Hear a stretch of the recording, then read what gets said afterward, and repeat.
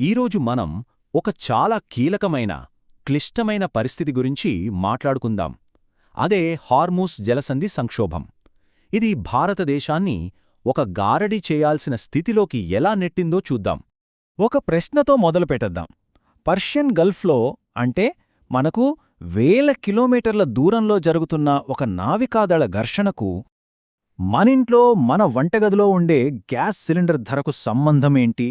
వినడానికి ఆశ్చర్యంగా ఉంది కదా, కానీ ఈ రెండింటి మధ్య ఉన్న బంధం మనం ఊహించిన దానికంటే చాలా లోతైనది, చాలా కీలకమైనది.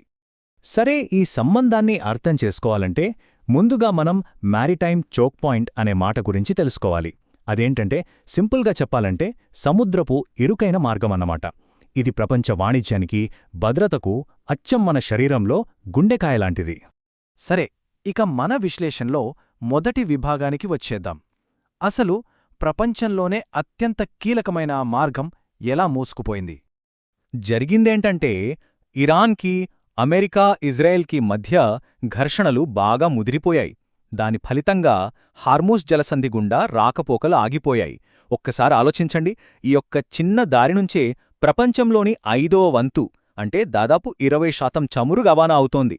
ఇప్పుడు ఆ మార్గం మూసుకుపోవడమంటే ప్రపంచ ఆర్థిక వ్యవస్థ మీద ఎంత పెద్ద దెబ్బ పడుతుందో మనం ఊహించుకోవచ్చు.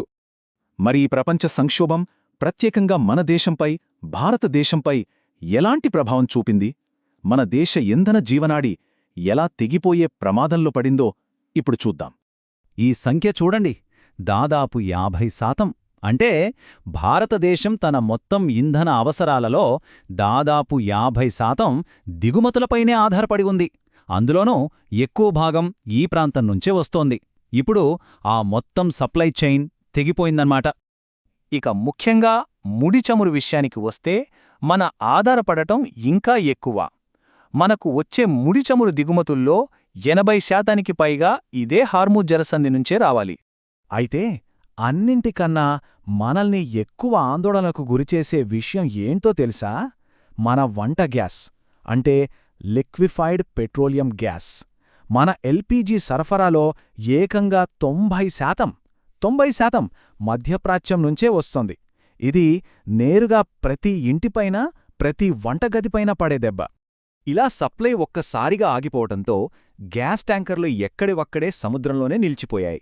దీని ఫలితంగా దేశవ్యాప్తంగా వంటగ్యాస్కి వెంటనే ఒక పెద్ద సప్లై సంక్షోభం మొదలైంది.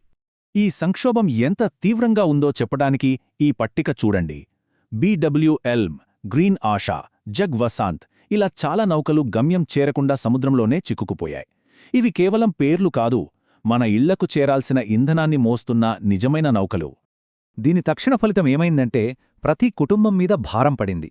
ఒక్కో డొమెస్టిక్ ఎల్పీజీ సిలిండర్ ధర ఒకేసారి 60 రూపాయలు పెరిగిపోయింది.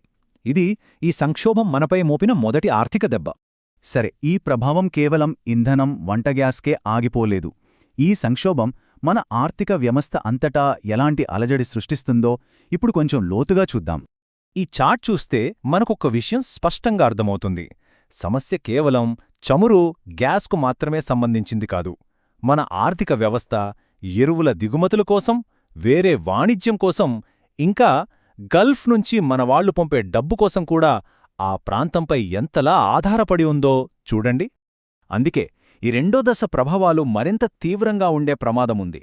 మన రూపాయి విలువ డాలర్తో పోలిస్తే 95 దాటి పడిపోవచ్చు. ద్రవ్యోల్బణం పెరిగిపోయి నిత్యావసరాల ధరలు చుక్కలనంటొచ్చు. మన వ్యవసాయానికి గుండెకాయలాంటి ఎరువుల దిగుమతుల్లో దాదాపు 40% ఆటంకం కలగవచ్చు. అంతేకాదు, గల్ఫ్లో పనిచేస్తున్న మన భారతీయులు పంపే రెమిటెన్స్లలో దాదాపు 30% ముప్పేర్పడవచ్చు. ఆర్థికవేత్తలు దీన్ని స్టాగ్ఫ్లేషన్ అనే ఒక చాలా ప్రమాదకరమైన పరిస్థితిగా చెప్తున్నారు. అంటే ఏంటంటే ఒకవైపు ధరలు విపరీతంగా పెరిగిపోయే ద్రవ్యోల్బణం, మరోవైపు ఆర్థిక వృద్ధి పూర్తిగా ఆగిపోయే స్తబ్దత. ఈ రెండింటి కాంబినేషన్ ఏ ఆర్థిక వ్యవస్థకైనా ఒక పీడకల లాంటిది. ఈ ఆర్థిక సవాళ్లు ఒక ఎత్తైతే, మరోవైపు భారతదేశం ఇప్పుడు ఒక చాలా సంక్లిష్టమైన, ప్రమాదకరమైన, దౌత్యపరమైన చదరంగంలో ఇరుక్కుపోయింది. ఇప్పుడు భారతదేశం పరిస్థితి కత్తిమీద సాములాంటిది. ఒకవైపు ఇరాన్తో మనకున్న పాత బంధాలు, మరోవైపు అమెరికాతో పెరుగుతున్న వ్యూహాత్మక భాగస్వామ్యం.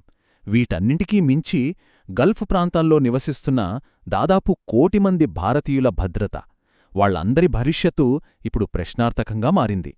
పరిస్థితి ఎంత సున్నితంగా మారిందో చెప్పడానికి ఈ సంఘటనే ఒక ఉదాహరణ. చూడండి, భారతదేశం ఆతిథ్యమిచ్చిన మిలాన్ నౌకాదళ విన్యాసాల్లో ఇరాన్ యుద్ధనౌక IRIS డేనా పాల్గొంది. అక్కడ్నుంచి తిరిగి వెళ్తుండగా బయల్దేరిన కొద్ది రోజులకే అమెరికా జలాంతర్గామి దాడిలో అది మునిగిపోయింది. అంటే ఈ ఘర్షణ మన ఇంటి గుమ్మం దగ్గరికే వచ్చేసిందన్నమాట. అయితే ఈ సంఘటనపై వాషింగ్టన్ ఒకలా చెప్తే టెహ్రాన్ మరోలా చెప్తోంది. రెండూ పూర్తి భిన్నమైన వాదనలు. అమెరికా ఏమో ఇది మా సైనిక శక్తి ప్రదర్శన అంటోంది. ఇరానేమో భారత నౌకాదళానికి అతిథిగా వచ్చిన నౌకపై జరిగిన అమానుష దాడి అని ఆరోపిస్తోంది. ఈ సమాచార యుద్ధంలో భారతదేశం మధ్యలో నలిగిపోతోంది. ఈ ఒత్తిడి కేవలం బయటినుంచే కాదు, దేశీయంగా కూడా ప్రభుత్వంపై బాగా పెరుగుతోంది.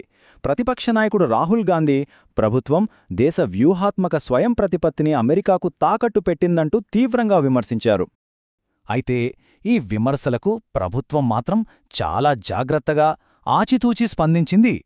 మా విదేశీ వ్యవహారాల మంత్రిత్వశాఖ ఏమందంటే, ఈ సమస్యను చర్చలు, దౌత్య మార్గాల ద్వారానే పరిష్కరించుకోవాలి, గల్ఫ్లోని మన భారతీయుల భద్రతే మాకు అన్నింటికన్నా ముఖ్యం అని స్పష్టం చేసింది. ఇక్కడే అసలు ప్రశ్న మొదలవుతుంది. ఈ సంక్లిష్టమైన ప్రపంచ రాజకీయాల్లో వేగంగా ఎదుగుతున్న భారతదేశంలాంటి దేశానికి ఇకపై తటస్థంగా ఉండే అవకాశం ఇంకా ఉందా? లేక తప్పనిసరిగా ఏదో ఒకవైపు నిలబడాల్సిన సమయం వచ్చేసిందా? ఈ సంక్షోభం మన ముందుంచిన అతిపెద్ద సవాలు బహుశా ఇదే.